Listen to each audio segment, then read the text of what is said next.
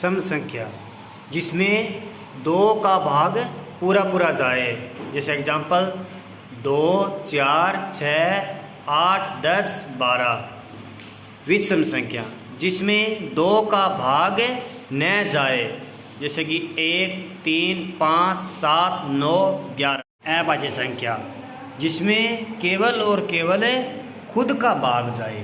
ठीक है, जिसमें केवल और केवल खुद का भाग जाए। Example 2, 3, 5, 7, 11, 13, 17, 19, 23, 29, 31, 37, 41, 43, 47 etcetera. आगे भी बहुत सारी अभाज्य संख्याएं हैं। प्राकृत संख्या जो कि गिनती होती है ना हमारी टेबल, वो सभी की सभी इसे अंश से दर्शाते हैं।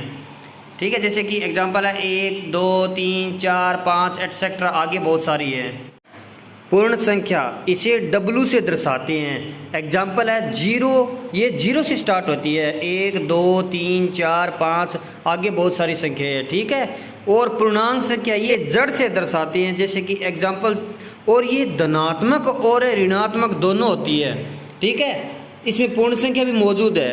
ठीक है, जैसे कि 0 प्लस में 1 माइनस में 1 प्लस में 2 माइनस में 2, यानी plus minus 2 plus minus 3 plus minus 4 plus minus 5 etcetera. आगे बहुत सारी संख्याएं हैं। ठीक है, प्रिम्य संख्या जिसको P/Q रूप में लिखते हैं, और P और Q क्या हो, पूर्णांक हो, और Q का मान 0 नहीं होना चाहिए, यानी Q बराबर नॉट इक्वल टू 0।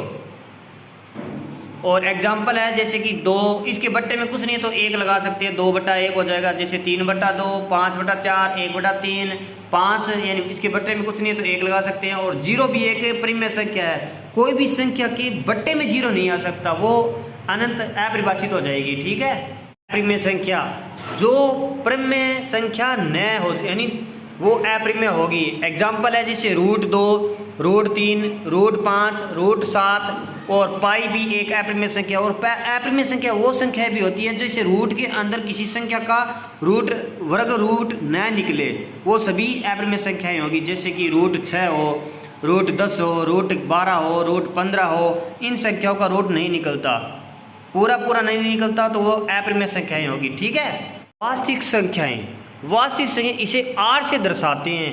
ये इसे संख्या रेखा पर मौजूद सभी संख्याएं वास्तविक संख्याएं होती है, यानी जो कि रियल होती है। संख्या रेखा जैसे इसे 0 बीच में होता है, और इधर पॉजिटिव यानी धनात्मक संख्या है, और इधर नेगेटिव यानी ऋणात्मक संख्या है। ये प्लस अनंत तक होती है और ये माइनस अनंत तक होती है। ये सभी वास्तविक संख्याएं होती है। वास्तविक संख्या जो रियल के अंदर मौजूद है। सह अभाज्य संख्याएं कोई भी दो क्रमागत यानी लगातार संख्याएं सहभाज्य संख्या होती है। यानी कोई भी 2 संख्याएं ले लें, जैसे कि 4 व 5 ले लें, 10 व 11 ले लें, 56 व 57 ले लो, या चाहे 223 व 224 ले लो। ठीक है, लेकिन इनमें एक उपनिष्ठ गुणनखंड होता है। जैसे एक इन दोनों में उपनिष्ठ है, एक हो सकता है, इनके अलावा कोई भी उपनिष्ठ गुणनखंड नहीं होगा। ठीक है, वो होती है सहभाज्य संख्याएं। और काल्पनिक संख्याएं वो जो वास्तव में है ही नहीं, मौजूद ही नहीं है। जैसे रूट के अंदर माइनस के अंदर कोई संख्या है रूट में, जैसे -3 है, रूट के अंदर -12 है, जो अनंत हो, यानी जो परिभाषित ही न हो, अपरिभाषित हो, वो सभी क्या होती हैं, काल्पनिक संख्याएं होती है। ठीक है।